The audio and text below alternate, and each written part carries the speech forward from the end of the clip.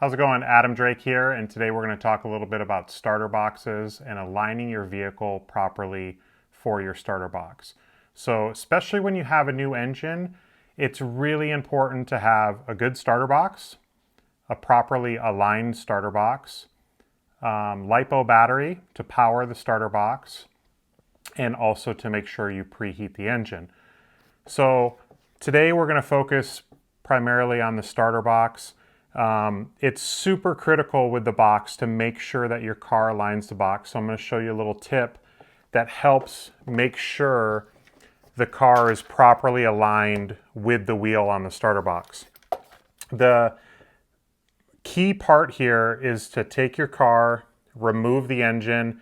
That way you have a clear shot to make sure that the wheel is properly aligned with the cutout in the chassis.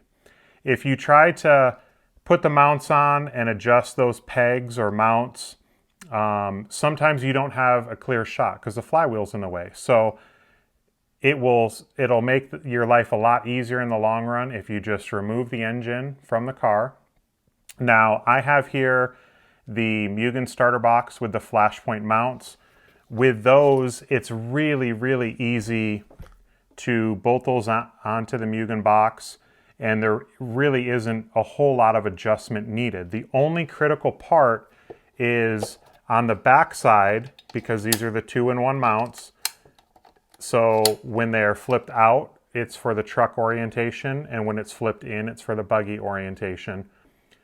But you do have to make sure with these mounts, when you first put them on the box, they do have to go a specific direction. So if you set it up for your buggy and then your truck doesn't fit when you flip it, it's just because the orientation of these back mounts needs to be flipped 180 degrees. So don't actually flip it by picking up on the spring-loaded part and flipping it. Actually take the screw out of the bottom, flip it 180 degrees, and then readjust that.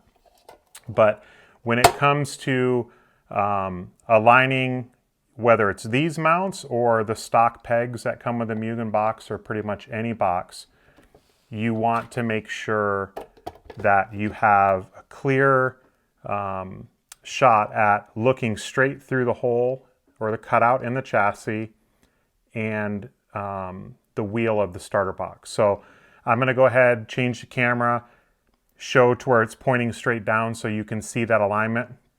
Because what happens is if it's not lined up perfectly, and when you go to push the car down, if that wheel is rubbing the edge of the chassis at all, it's going to basically stall out the electric motors and make it seem like you don't have very much power, make it really hard to turn over the engine. The engine's going to want to get stuck at top dead center, and it's going to seem as though there's a problem with the engine or the starter box is weak, but in most cases, it's just that the box is not properly aligned with the chassis and engine. So let me change the camera angle and we'll show you a closer look. Okay, so here we have the Mugen box, and we're going to go ahead and drop my car on with no engine in it. And if you look close here, it's kind of tough to see because the wheel is black, so it's a little bit dark. But the main thing you're wanting to do is to make sure that the wheel is centered in this cutout in the chassis. If that's misaligned or the wheel rubs the chassis at all, it's going to put more stress on the starter box motors and also not provide the full power when trying to turn over your engine.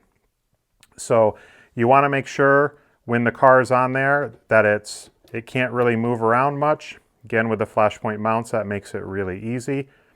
And then from there, you can go ahead and take your car with the engine, align it, and as you can see, it lines up, turns it over. Again, there's very little movement, and this is just going to make it much easier to start your engine. Even if it's an older engine, sometimes if the wheel is hitting the chassis, it can struggle to turn over the engine. So it's really important to make sure you have the proper alignment before starting your nitro engine.